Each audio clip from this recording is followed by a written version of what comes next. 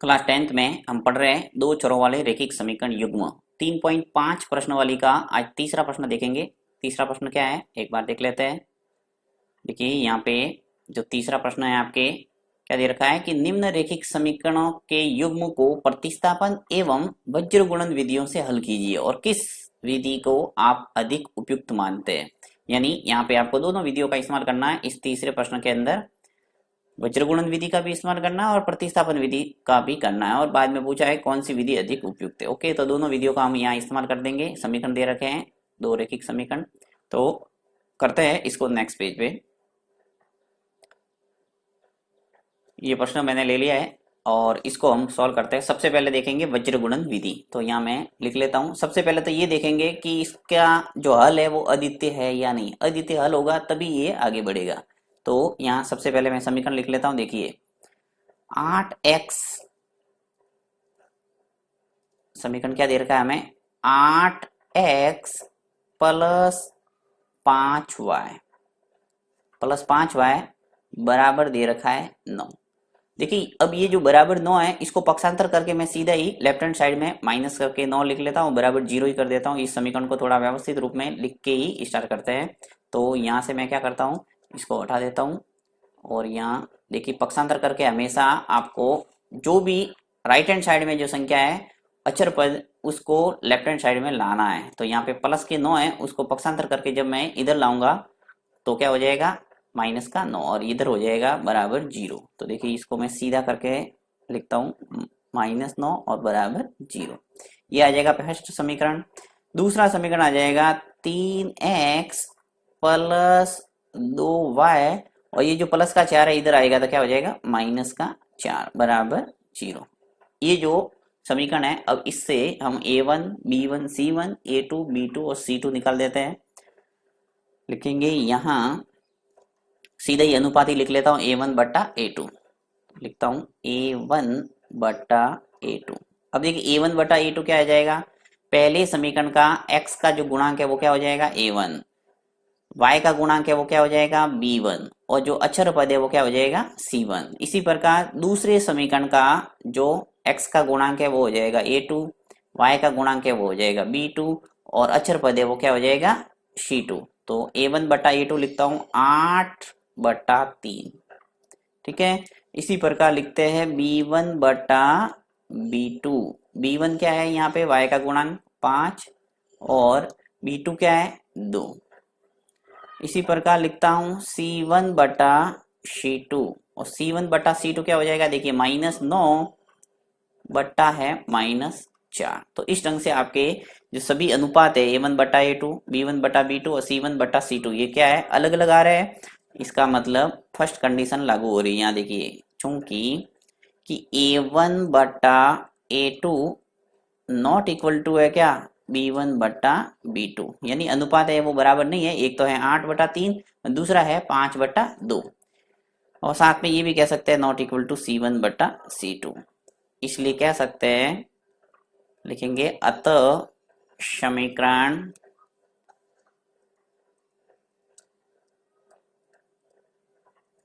इसलिए समीकरण का अद्वितीय हल विद्यमान है। अब अद्वितीय हल विद्यमान है तो हम आगे वज्र गुणन विधि प्रतिस्थापन विधि या वज्र गुणन विधि से इसको हल कर सकते हैं। तो यहाँ पे करता हूं मैं यहाँ वज्र गुणन विधि, आपको वज्र गुणन विधि और प्रतिस्थापन विधि यहाँ पूछा है तो ले लेते हैं वज्र गुणन विधि।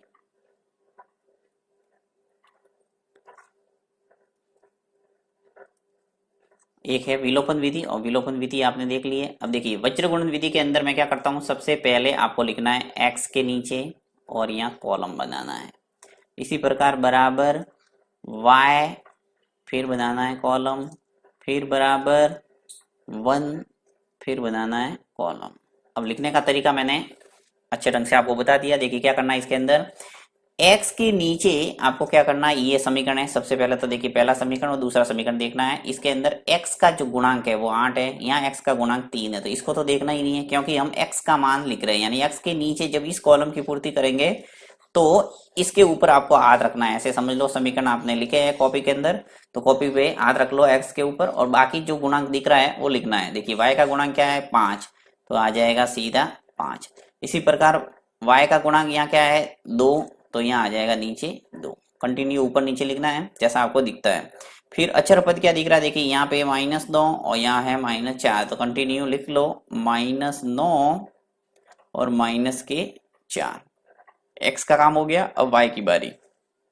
तो y का जब लिखो तो इसके ऊपर हाथ रख लो ऐसा का ऐसा सीधा, और हाथ रखेंगे तो क्या बचेगा आपके, एक तो -9 -4 और फिर आ जाएगा वापस 8 और 3। तो यहाँ लिख लेता हूं मैं -9 और -4।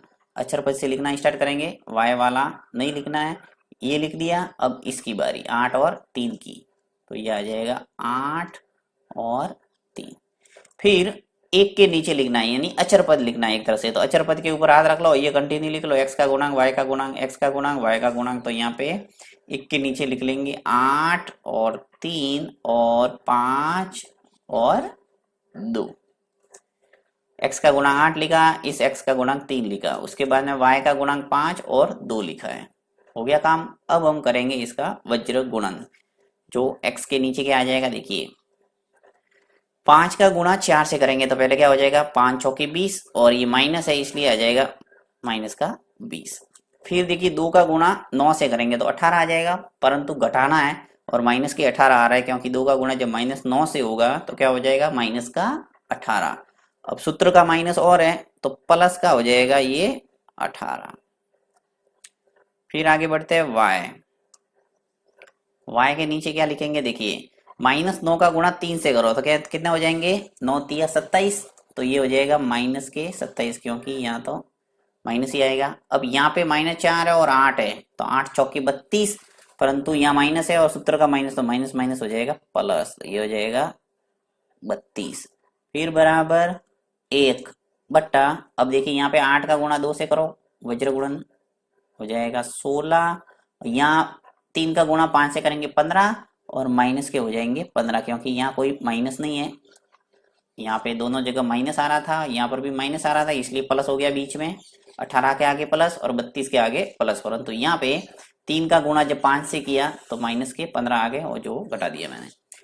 अब इसका नाम देना है फर्स्ट, इसका देना है सेकंड। सॉरी, यहाँ पे थोड़ा और हल कर लेते हैं आगे, उसके बाद ही इसको नंबर देते हैं। यहाँ मैं हल कर देता हूँ इसको, देखिए x बट्टा, यहाँ माइनस के 20 है और प्लस के 18 है, तो यहाँ लिख सकते हैं -2। फिर बराबर आगे, और y माइनस के 27 और प्लस के 32, तो 32 में से 27 गए तो प्लस के 5 बचा। फिर बराबर 1 बट्टा 16 में से 15 गया तो क्या बचा 1। अब इसका नाम दे दो फर्स्ट सेकंड और थर्ड, ये हो जाएगा फर्स्ट, ये हो जाएगा सेकंड और ये हो जाएगा थर्ड। तो इस ढंग से आपके फर्स्ट सेकंड और थर्ड हो गए। अब इसको हल कर लेते हैं आगे।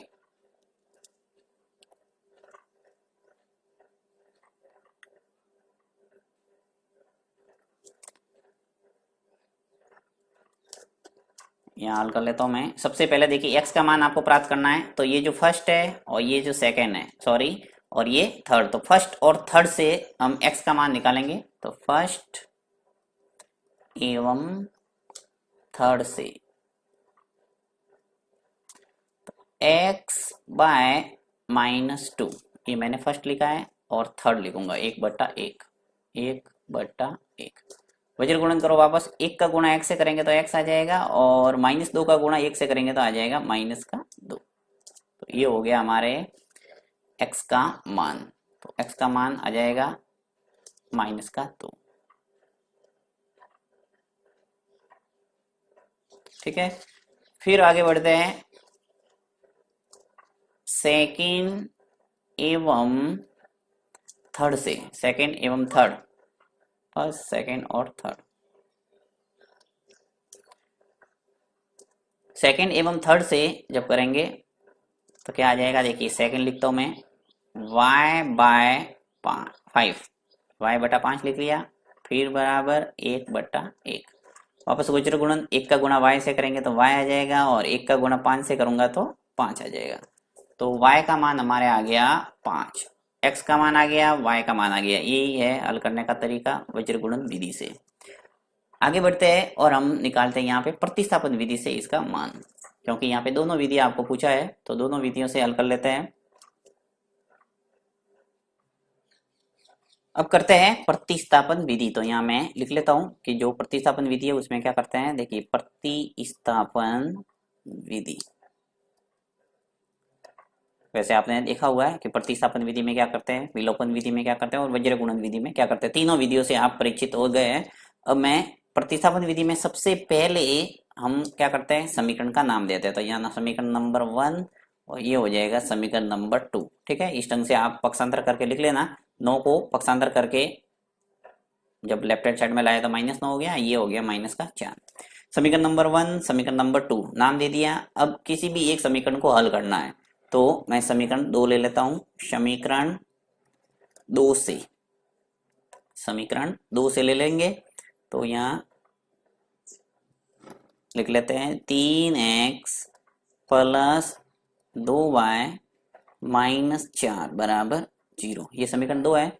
अब यहाँ से हमें एक चर में मान प्राप्त करना है, तो चाहे तो x का निकाल दो चाहे तो y का निकाल दो। मैं y का मान निकाल देता हूँ, 2y को इधर ही रखता हूँ, बाकी को पक्षांतर करता हूँ। तो देखिए माइनस का जो 4 है पक्षांतर होके जब राइट हैंड साइड में आएगा तो क्या हो जाएगा, +4। और इसी प्रकार जो 3x है ये भी पक्षांतर होके इधर आएगा तो क्या हो जाएगा, -3x। मुझे y का मान लाना है तो y आ जाएगा 4 -3x, नीचे आ जाएगा आपके 2। y का जो गुणांक है उसका भाग लग जाएगा नीचे 2। इसका नाम दे दो समीकरण नंबर 3। ठीक है, यानी एक चर में y का मान आपको मिल गया। ये y का मान समीकरण उसमें रखेंगे जिसको हमने हल नहीं किया है। तो समीकरण 2 को तो हल किया है, किस में रखेंगे, समीकरण 1 के अंदर। तो यहाँ लिख लेता हूं समीकरण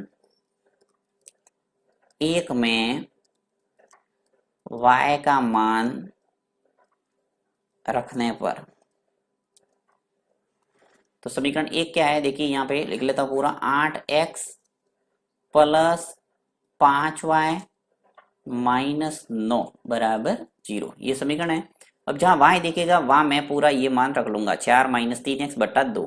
तो 8x तो ऐसा कैसा आएगा, फिर प्लस ये 5 इंटू y का मान 4 -3x बटा 2 है तो 4 -3x बटा 2 और माइनस के 9 बराबर 0। जहां y था उसकी जगह हमने क्या लिख दिया, 4 -3x बटा 2। ओके, अब यहाँ पे 8x प्लस, इसको हल करेंगे। देखिए 5 का गुणा 4 से करो तो कितना आगे 20, 5 का गुणा 3x से होगा तो कितना हो जाएगा 15x बाय नीचे आ जाएगा 2 -9 बराबर 0।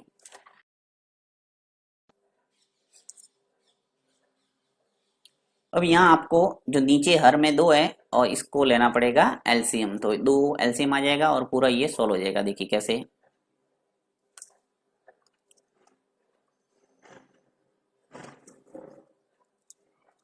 दो आ जाएगा एलसीएम। अब देखिए इसके नीचे कुछ नहीं है तो 1 होगा और 1 का भाग जाएगा जब 2 में तो 2 ही आएगा और 2 का गुणा 8x से होगा तो कितने आ जाएंगे 16x, फिर प्लस यहाँ पे ये 20 माइनस जो 15x है ये पूरा ऐसा का ऐसा आ जाएगा क्योंकि 2 का भाग देंगे इस लसप 2 में तो 1 आएगा। 1 का गुणा जब 20 माइनस 15x से करेंगे तो वो का वो आ जाएगा। यहाँ लिख लेता हूँ 20 माइनस 15x, फिर माइनस यहाँ नीचे 9 के नीचे कुछ नहीं है तो 1 का भाग जाएगा 2 में 2 और 2 का गुणा जब -9 से होगा तो 18 आ जाएगा।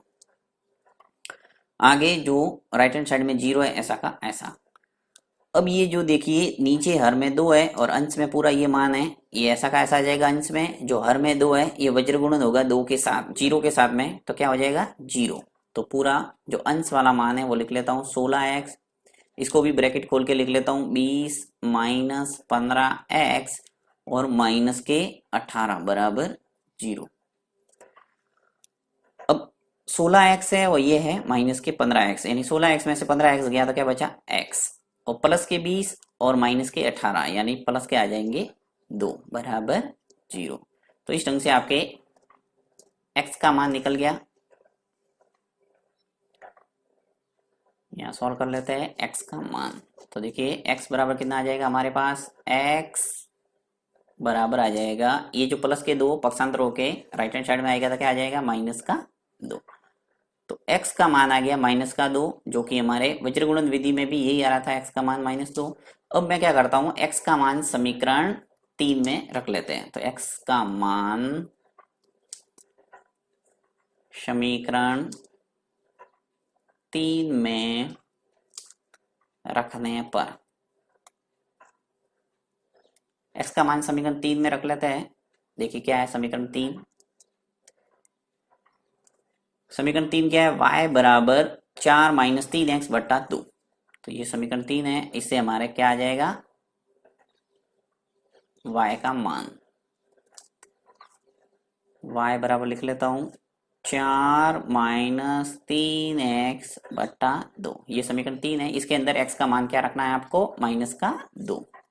y बराबर 4 - 3 इंटू एक्स की जगह मैं लिख लूंगा -2, फिर बाय 2। सॉल्व करो इसको। देखिए 4 माइनस 3 का गुणा जब -2 से हो जाएगा तो क्या हो जाएगा, यहाँ माइनस है और आगे भी माइनस है तो माइनस माइनस हो जाएगा प्लस, और ये हो जाएंगे 6 बाय 2।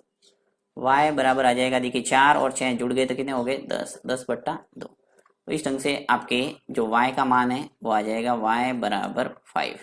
10 में 2 का भाग जाएगा 5 बार, तो आ जाएगा 5। x का और y का मान आपको मिल गया, ये आ गया आंसर।